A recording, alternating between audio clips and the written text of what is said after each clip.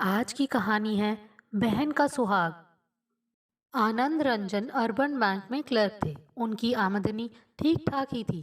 घर में सुगढ़ पत्नी के अलावा दो बेटियां और एक बेटा, बस इतना सा ही परिवार था आनंद रंजन का। गांव में अम्मा बाबूजी बड़े भाई के साथ रहते थे, इसलिए उनकी तरफ की जिम्मेदारियों से आनंद मुक्त थे। हाँ, पर गांव में हर महीने पैसे जरूर भेज दिया करते थे। वैसे तो आनंद रंजन का किसी के साथ कोई मनमुटाव नहीं था। सबके साथ उनका मृदु स्वभाव उन्हें लोगों के बीच लोकप्रिय बनाए रखता था। चाहे बैंक का काम हो या सामाजिक काम, सब में आगे बढ़ चढ़कर हिस्सा लिया करते थे वे। साथ ही साथ अपने परिवार को आनंद रंजन पूरा समय भी देते थे। जहां हमारे देश में एक लड़के को ही वंश चलाने के लिए ज़रूरी माना जाता है और लड़कियों के बजाय लोग लड़कों को वरीयता देते हैं, वहीं आनंद की दोनों बेटियां, बड़ी बेटी निहारिका और छोटी बेटी रिया, उनकी आंखों का तारा थी। बड़ी बेटी सीधी सादी और छोटी बेटी रिया थोड़ी चंचल थी। आनंद रंजन बेटे और बेटियों दोनों को समान रूप से ही प्यार करते थे, और यही वजह है कि जब बड़ी बेटी को इंटरमीडिएट की पढ़ाई के बाद आगे की पढ़ाई के लिए लखनऊ जाने की बात आई, तो आनंद रंजन सहर्षी बेटी को लखनऊ भेजने के लिए मान गए थे। और लखनऊ विश्वविद्यालय में एडमिशन के लिए खुद वे अपनी बेटी निहारिका के साथ कई बार लखनऊ आए गए। निहारिका को लखनऊ विश्वविद्यालय में एडमिशन मिल गया था, और उसके रहने का इंतज़ाम भी आनंद रंजन ने एक पेइंग गेस्ट के तौर पर करा दिया था। एक छोटे से कस्बे से आई निहारिका एक बड़े शहर में आकर पढ़ाई कर रही थी। एक नए माहौल, एक नए शहर ने उसकी आंखों में और भी उत्साह भर दिया था। यूनिवर्सिटी में ऑटो रिक्शा लेकर पढ़ने जाना और वहां से आकर रूममेट्स के साथ में मिलना जुलना निहारिका के मन में एक नया आत्मविश्वास जगा रहा था। वैसे तो यूनिवर्सिटी में रैगिंग पर पूरी तरह से बैन लगा हुआ था, पर फिर भी सीनियर छात्र नए छात्र छात्राओं से चुहलबाजी करने से बाज नहीं आते थे। है, हाँ, तुम इधर आओ। अपनी क्लास के बाहर निकलकर जाते हुए निहारिका के कानों में एक भारी आवाज पड़ी। एक बार तो निहारिका ने कुछ ध्यान नहीं दिया, पर दोबारा वही आवाज उसे ही टारगेट करके आई तो निहारिका पलटी। उसने देखा कि क्लास के बाहर बरामदे में 5-6 लड़कों का एक ग्रुप खड़ा हुआ था। उसमें खड़ा एक दाढ़ी वाला लड़का उंगली से निहारिका को पास आने का इशारा कर रहा था। यह देख निहारिका ऊपर से नीचे तक कांप उठी थी। उसने यूनिवर्सिटी में दाखिला लेने से पहले विद्यार्थियों की रैगिंग के बारे में खूब सुन रखा था। तो क्या ये लोग मेरी रैगिंग लेंगे? क्या कहेंगे मुझसे ये? मैं क्या कह पाऊंगी इनसे? मन में इसी तरह की बातें सोचते हुए निहारिका उन लड़कों के पास जा पहुंची। क्या नाम है तुम्हारा? जी निहारिका। हाँ, तो इधर आओ, निहारो ना। इधर उधर कहाँ ताक रही हो? जरा हम भी तो जाने कि इस बार कैसे कैसे चेहरे आए हैं बीए प्रथम वर्ष में। दाढ़ी वाला लड़का बोला। हलक तक सूख गया था निहारिका का। उन लड़कों की चुभती नजरें निहारिका के पूरे बदन पर घूम रही थी। अपनी किताबों को अपने सीने से और कसकर चिपटा लिया था निहारिका ने। अरे, तनिक ऊपर भी देखो ना। नीचे नीचे ही नजरें गड़ाए रहोगे तो गर्दन में दर्द हो जाएगा, उस ग्रुप में से दूसरा लड़का बोला। निहारिका पत्थर हो गई थी। उसे समझ नहीं आ रहा था कि इन लड़कों को क्या जवाब दे। निश्चित रूप से इन लड़कों को पढ़ाई से कोई लेना देना नहीं था। ये तो शोधे थे जो नई लड़कियों को छेड़ने का काम करते थे। अरे क्या बात है, क्यों छेड़ रहे हो इस अकेली लड़की को भैया? एक आवाज़ ने उन लड़कों को डिस्टर्ब किया, और वे सारे लड़के वास्तव में डिस्टर्ब तो हो ही गए थे, क्योंकि राजवीर सिंह अपने दोस्तों के साथ वहां पहुंचा था और उस अकेली लड़की की रैगिंग होता देख उसे बचाने की नीयत से वहां आया था। और तुम जा सकती हो यहाँ से, कोई तुम्हें परेशान नहीं करेगा। राजवीर की कड़क आवाज निहारिका के कानों से टकराई थी। निहारिका ने सिर घुमाकर देखा तो एक लड़का, जिसकी आंखें इस समय उन लड़कों को घूर रही थी। निहारिका तुरंत ही वहां से लंबे कदमों से चल दी थी। जाते जाते उसके कान में उस लड़के की आवाज पड़ी थी, जो उन शोधों से कह रहा था, खबरदार, किसी फ्रेशर को छेड़ा तो ठीक नहीं होगा। ये कल्चर हमारे लिए सही नहीं है। निहारिका मन ही मन उस अचानक से मदद के लिए आए लड़के का धन्यवाद कर रही थी, और यह भी सोच रही थी कि कितनी मूर्ख है वह, जो उस लड़के को थैंक्स भी नहीं कह पाई। चलो कोई बात नहीं, दोबारा मिलने पर ज़रूर कह देगी। उसको थैंक्स कहने का मौका अगले ही दिन मिल गया। जब निहारिका क्लास खत्म करके निकल रही थी, तब वही आवाज़ उसके कानों में टकराई। अरे मैडम, आज किसी ने आपको छेड़ा तो नहीं ना?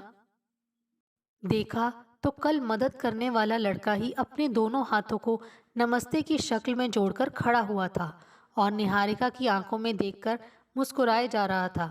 जी नहीं, पर कल जो आपने मेरी मदद की उसका बहुत शुक्रिया। शुक्रिया की कोई बात नहीं। आगे से अगर आपको कोई मदद चाहिए तो आप मुझे तुरंत ही याद कर सकती हैं। ये मेरा कार्ड है, इस पर मेरा फ़ोन नंबर भी है। एक सुनहरा कार्ड आगे बढ़ाते हुए उस लड़के ने कहा। कार्ड पर नजर डालते हुए निहारिका ने देखा, राजवीर सिंह, बीए तृतीय वर्ष। राजवीर एक राजनीतिक परिवार से ताल्लुक रखता था और उसने एडमिशन तो विश्वविद्यालय में ले रखा था, पर उसका उद्देश्य प्रदेश की राजनीति तक पहुंचने का था और इसीलिए पढ़ाई के साथ ही उसने छात्र संघ के अध्यक्ष पद के लिए तैयारी शुरू कर दी थी। निहारिका इतना तो समझ गई थी कि पढ़ाई संबंधी कामों में यह लड़का भले काम ना आए, पर विश्वविद्यालय में एक पहचान बनाने के लिए इसका साथ अगर मिल जाए तो कोई बुराई भी नहीं है। तय समय पर विश्वविद्यालय में चुनाव हुए, जिसमें राजवीर सिंह की भारी मतों से जीत हुई और अब वह कैंपस में जमकर नेतागिरी करने लगा। पर राजवीर सिंह के अंदर नेता के साथ साथ एक युवा का दिल भी धड़कता था और उस युवा दिल को निहारिका पहली ही नज़र में अच्छी लग गई थी। निहारिका जैसी सीधी सादी और प्रतिभाशाली लड़की जैसे ही जीवन संगिनी की कल्पना की थी राजवीर ने, और इसीलिए वह मौका देखते ही निहारिका के आगे पीछे डोलता रहता। अब निहारिका को ऑटो रिक्शा की ज़रूरत नहीं पड़ती। वह खुद ही अपनी फॉर्च्यूनर गाड़ी निहारिका के पास खड़ी कर उसे घर तक छोड़ने का आग्रह करता और निहारिका उसका विनम्र आग्रह टाल नहीं पाती। दोनों में नज़दीकियां बढ़ गई थीं। राजवीर सिंह का रुतबा विश्वविद्यालय में काफ़ी बढ़ चुका था और निहारिका को भी यह अच्छा लगने लगा था कि एक लड़का जो संपन्न भी है, सुंदर भी, और वह विश्वविद्यालय में उसकी अच्छी खासी धाक भी है, वह स्वयं उसके आगे पीछे रहता है। थोड़ा समय और बीता तो राजवीर ने निहारिका से अपने दिल की बात कह डाली। देखो निहारिका, अब तक तुम मेरे बारे में सब कुछ जान चुकी हो। मेरे घर वालों से भी तुम मिल चुकी हो। मेरा घर, मेरा बैंक बैलेंस, यहाँ तक कि मेरी पसंद नापसंद को भी तुम बखूबी जानती हो। और आज मैं तुमसे कहना चाहता हूँ कि मैं तुमसे शादी करना चाहता हूँ और मैं यह भी जानता हूँ कि तुम इनकार नहीं कर पाओगी। बदले में निहारिका सिर्फ मुस्कुराकर रह गई थी। और हाँ, तुम अपने मम्मी पापा की चिंता मत करो, मैं उनसे भी बात कर लूँगा। इतना कहकर राजवीर सिंह ने निहारिका के होठों को चूमने की कोशिश की, पर निहारिका ने हर बार की तरह इस बार भी यह कहकर टाल दिया कि ये सब शादी से पहले करना अच्छा नहीं लगता। राजवीर सिंह ने खुद ही निहारिका के घर वालों से बात की। वह एक पैसे वाले घर से ताल्लुक़ रखता था, जबकि निहारिका एक सामान्य घर से थी। निहारिका के मम्मी पापा को भला इतने अच्छे रिश्ते से क्या आपत्ति होती, और इससे पहले भी वे निहारिका के मुंह से कई बार राजवीर के लिए तारीफ सुन चुके थे। ऐसे में उन्हें रिश्ते को ना कहने की कोई वजह नहीं मिली। ग्रेजुएशन करते ही निहारिका की शादी राजवीर सिंह से तय हो गई और शादी ऐसी आलीशान ढंग से हुई जिसकी चर्चा लोग महीनों तक करते रहे थे। इलाके के लोगों ने इतनी शानदार दावत कभी नहीं खाई थी। बारात में ऊंट, घोड़े और हाथी तक आए थे। शादी के बाद निहारिका के सपनों को पंख लग गए थे। इतना अच्छा घर, सास ससुर और इतना अच्छा पति मिलेगा, इसकी कल्पना भी उसने नहीं की थी। राजवीर, जा बहू को मंदिर ले जा और कहीं घुमा भी ले आना, राजवीर को आवाज़ लगाते हुए उसकी माँ ने कहा। राजवीर और निहारिका साथ घूमते फिरते और अपने जीवन के मज़े ले रहे थे। रात में वे दोनों एक दूसरे की बाहों में सोए रहते। सेक्स के मामले में राजवीर किसी भूखे भेड़िए की तरह हो जाता था। वह निहारिका को ब्लू फिल्में दिखाता और वैसा ही करने के लिए उस पर दबाव डालता। निहारिका को ये सब पसंद नहीं था। राजवीर के बहुत कहने पर भी वह ब्लू फिल्मों के सीन को उसके साथ नहीं कर पाती थी। कई बार तो निहारिका को ऐसा करते समय उबकाई सी आने लगती। ये राजवीर का एक नया और अलग रूप था जिससे निहारिका पहली बार परिचित हो रही थी। अपनी इस समस्या के लिए निहारिका ने इंटरनेट का सहारा लिया और पाया कि कुछ पुरुषों में पॉर्न देखने और वैसा ही करने की कुछ अधिक प्रवृत्ति होती है और यह बिल्कुल ही सहज है। निहारिका ने सोचा कि अभी नई नई शादी हुई है, इसीलिए अधिक उत्साहित है। थोड़ा समय बीतेगा तो वह मेरी भावनाओं को भी समझेगा। पर बेचारी निहारिका को क्या पता था कि ऐसा कभी नहीं होने वाला था। शादी के 5 महीने बीत चुके थे। निहारिका की छोटी बहन रिया अपने पापा आनंद रंजन के साथ निहारिका से मिलने आई थी। पापा आनंद रंजन तो अपनी बेटी निहारिका से मिलकर चले गए, पर रिया निहारिका के पास ही रुक गई। राजवीर सिंह ने निहारिका के पापा आनंद रंजन को बताया कि वे सब आगरा जाने का प्लान बना रहे हैं और इसमें रिया भी साथ रहेगी, तो निहारिका को भी अच्छा लगेगा। निहारिका के पापा आनंद रंजन को कोई आपत्ति नहीं हुई। रिया के आने के बाद तो राजवीर के चेहरे पर चमक और भी बढ़ गई। बढ़ती भी क्यों नहीं, दोनों का रिश्ता ही कुछ ऐसा था। अब तो दोनों में खूब चुहलबाजियां होती। अपने जीजा को छेड़ने का कोई भी मौका रिया अपने हाथ से जाने नहीं देती थी। वैसे भी रिया को हमेशा से ही लड़कों के साथ उठना बैठना, खाना पीना अच्छा लगता था और अब जीजा के रूप में उसे ये सब करने के लिए एक अच्छा साथी मिल गया था। एक रात की बात है, जब खाने के बाद रिया अपने कमरे में सोने चली गई तो उसे याद आया कि उसके मोबाइल का पावर बैंक तो जीजा जी के कमरे में ही रह गया है। अभी ज़्यादा देर नहीं हुई थी, इसलिए वह अपना पावर बैंक लेने जीजा जी के कमरे के पास आ गई और दरवाजे के पास आकर अचानक ही ठिठक गई। दरवाज़ा पूरी तरह से बंद नहीं था और अंदर का नज़ारा देख रिया रोमांचित हुए बिना न रह सकी। कमरे में जीजा जी निहारिका के अधरों का पान कर रहे थे और निहारिका भी हल्के फुल्के प्रतिरोध के बाद उनका साथ दे रही थी और उनके हाथ जीजा जी के सिर के बालों में घूम रहे थे। किसी जोड़े को इस तरह प्रेमावस्था में लिप्त देखना रिया के लिए पहला अवसर था। युवावस्था में कदम रख चुकी रिया भी उत्तेजित हो उठी थी और ऐसा नज़ारा उसे अच्छा भी लग रहा था और मन में देख लिए जाने का डर भी था। इसलिए वह तुरंत ही अपने कमरे में लौट आई। कमरे में आकर रिया ने सोने की बहुत कोशिश की, पर नींद उसकी आंखों से कोसों दूर थी। वह बार बार करवट बदलती थी, पर उसकी आंखों में दीदी और जीजाजी का आलिंगनबद्ध नज़ारा याद आ रहा था। मन ही मन वह अपनी शादी के लिए राजवीर सिंह जैसे गठीले बदन वाले बांके के ख्वाब देखने लगी। किसी तरह सुबह हुई तो सबसे पहले जीजाजी उसके कमरे में आए और चहकते हुए बोले, हैप्पी बर्थडे रिया। ओ, अरे जीजाजी, आपको मेरा बर्थडे कैसे पता? ज़रूर निहारिका दीदी ने बताया होगा। अरे नहीं भाई, तुम्हारे जैसी खूबसूरत लड़की का बर्थडे हम कैसे भूल सकते हैं? राजवीर की आंखों में शरारत तैर रही थी। ओह, तो आपने मुझसे पहले ही बाजी मार ली, रिया को हैप्पी बर्थडे विश करके निहारिका ने कहा। हाँ हाँ भाई, क्यों नहीं, तुमसे ज़्यादा हक है मेरा, आखिर जीजा हूँ मैं इसका, हंसते हुए राजवीर बोला। कमरे में एक साथ तीनों के हंसने की आवाज़ें गूंजने लगी। शाम को एक बड़े होटल में केक काटकर रिया का जन्मदिन मनाया गया। बहुत बड़ी पार्टी दी थी राजवीर ने और राजनीतिक पार्टी के कई बड़े नेताओं को भी इसी बहाने पार्टी में बुलाया था। रिया आज बहुत खूबसूरत लग रही थी। कई बार रिया को राजवीर सिंह के साथ खड़ा देख लोगों ने उसे ही मिसेज राजवीर समझ लिया और जब जब कोई रिया को मिसेज राजवीर कहकर संबोधित करता तो एक शर्म की लाली उसके चेहरे पर दौड़ जाती। राजवीर सिंह की शानो शौकत देखकर रिया सोचती कि निहारिका कितनी खुशकिस्मत है जो इसे बड़ा और अमीर परिवार मिला। उसके मन में भी कहीं ना कहीं राजवीर सिंह जैसा पति पाने की उम्मीद जग गई थी। ये लो तुम्हारा बर्थडे गिफ्ट। राजवीर सिंह ने एक सुनहरा पैकेट रिया की ओर बढ़ाते हुए कहा। ओ, ये क्या, लैपटॉप? अरे वाह जीजू, मुझे लैपटॉप की सख्त ज़रूरत थी। सच में बहुत अच्छे हो जीजू। रिया खुशी से चहक उठी थी। राजवीर को पता था कि रिया को अपनी पढ़ाई के लिए एक लैपटॉप चाहिए था, इसलिए आज उसके जन्मदिन पर उसे गिफ्ट देकर खुश कर दिया था राजवीर ने। रात को अपने कमरे में जाकर लैपटॉप ऑन करके रिया गेम्स खेलने लगी। कुछ देर बाद उसकी नज़र लैपटॉप में पड़ी एक निहारिका नाम की फाइल पर पड़ी तो उत्सुकतावश रिया ने उसे खोला। एक ब्लू फिल्म थी जो अब लैपटॉप की स्क्रीन पर प्ले हो रही थी।